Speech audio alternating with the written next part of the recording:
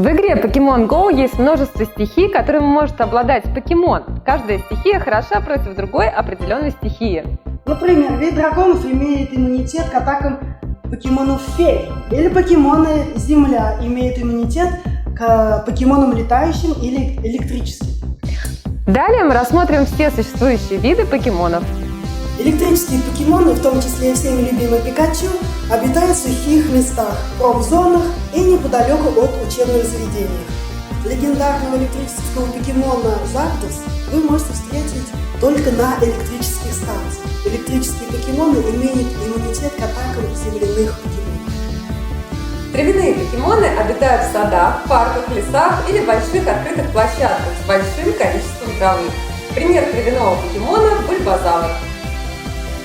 Огненные покемоны Fire предпочитают сухой климат или просто теплые места.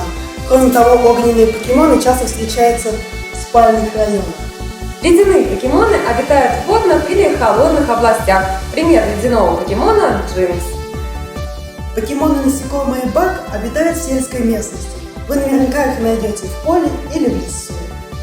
Иногда их можно найти в городе. В этом случае вам стоит посетить ближайший парк. Пример покемона насекомого – Butterfree. Обычных покемонов можно встретить везде. Они обладают иммунитетом к атакам покемонов-призраков. Пример обычного покемона – Ратата. Это такая крыса. Летающие покемоны любят простор. Ищите их в полях, на фермах или в лесу. Имеют иммунитет к атакам земляных покемонов. Например, покемоны Малтрес. Водные покемоны часто встречаются рядом с любыми водоемами. Пример водного покемона – Вапорион.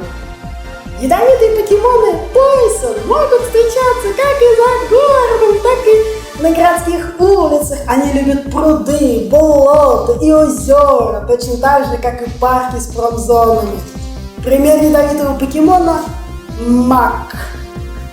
Можно сказать, везде, где есть земля, можно найти земляных покемонов. Пример земляного покемона – Нидокинг.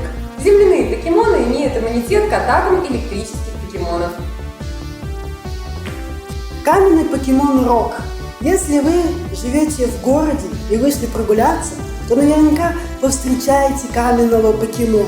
Например, Омастар.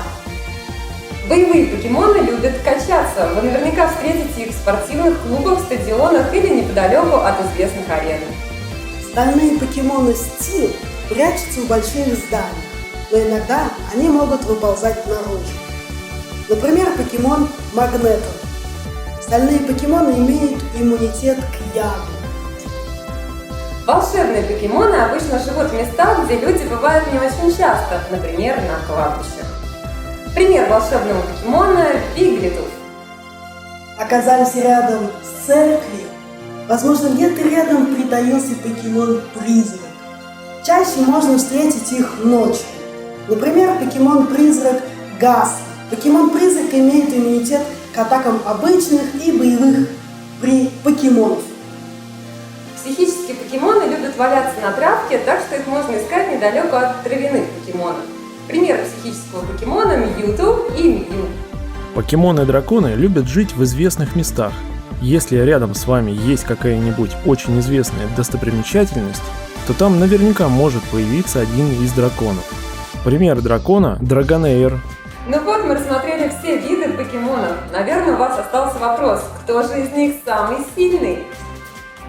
Игра Pokemon Go ничем не отличается от других игр подобного жанра в этом плане. В игре нету какого-то покемона, который будет побеждать абсолютно всех со стопроцентной вероятностью. Потому что каждый покемон хорош в определенной ситуации. Поэтому экспериментируйте, собирайте команду из разных покемонов и побеждайте.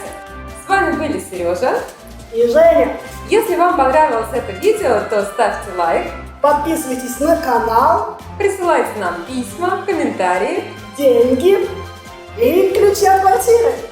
Всем пока! Всем пока!